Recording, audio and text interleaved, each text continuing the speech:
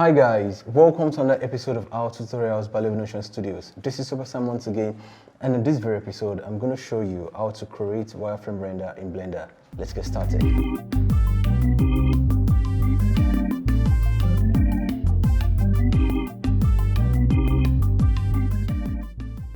So before I do anything in this scene, I would like us to see what our render looks like. So this is what we have. Now my intention is to make this render out in wireframe.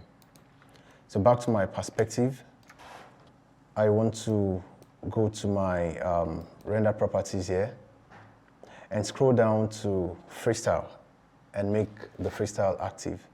So just click on the checkbox and now your freestyle is active. Now that my freestyle is active, I would like to go back to render and see what the render looks like now. Now you can see I have a cartoon look due to the boundaries around my character. You can see the borderline, okay? So that's what the freestyle does. But I need to have more definition on the character's body. So to do this, I have to go back to my perspective, select the character, and then go to edit mode. I'm going to select the face here and go to edge, and then click on Mark Freestyle Edge.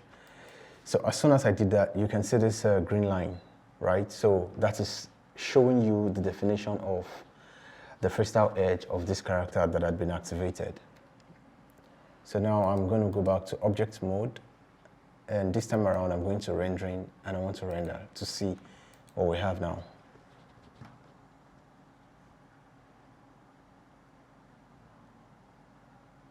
Okay, so you can see what we have now is similar to what we had previously.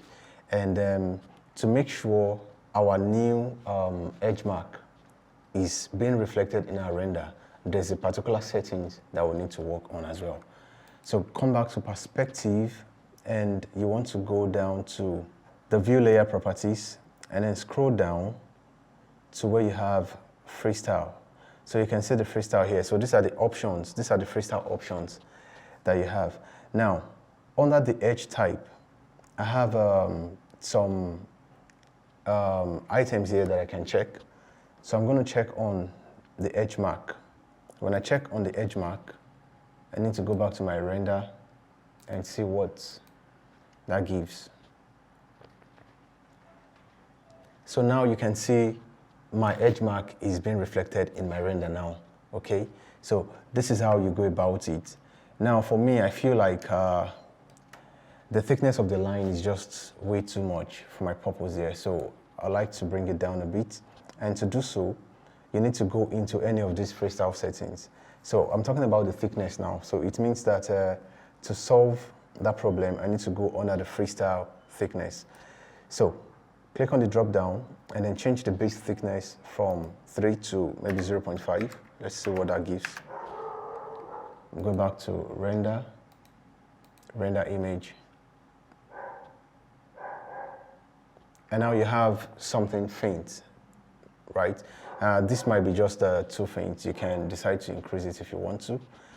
So going back here, I have other information here that I can work with. You see the color, you can change the freestyle color. Let's change this to red, okay? And at the same time, I would just like to make this one immediately. And then go to render, and I'm going to render this out. And let's see what that looks like. Okay, so you can see I have a red wireframe. So what if you want to have a black and white kind of wireframe? Yeah, this is how you go about that. First of all, I want to change my color from red. I want to change that back to black, okay? Right, I want to change the color back to black. And this time around, I need to go into cycles because you don't get to have the option in Eevee. So I need to go into cycles, look for override under the view layer properties. So scroll down and go to override. Now this override is where the magic happens here. So I'm going to choose a base color for my character. So I have some materials here. Let me let me just go with this white material here. And now I'm going to render to see what that looks like. So now you can see I have a solid color, and then I also have my wireframe on the geometry. So this is how you can easily create your wireframe render. Don't forget, you have other settings that you can work with, just go according to the flow. But for me, this is where I'm going to call it a wrap.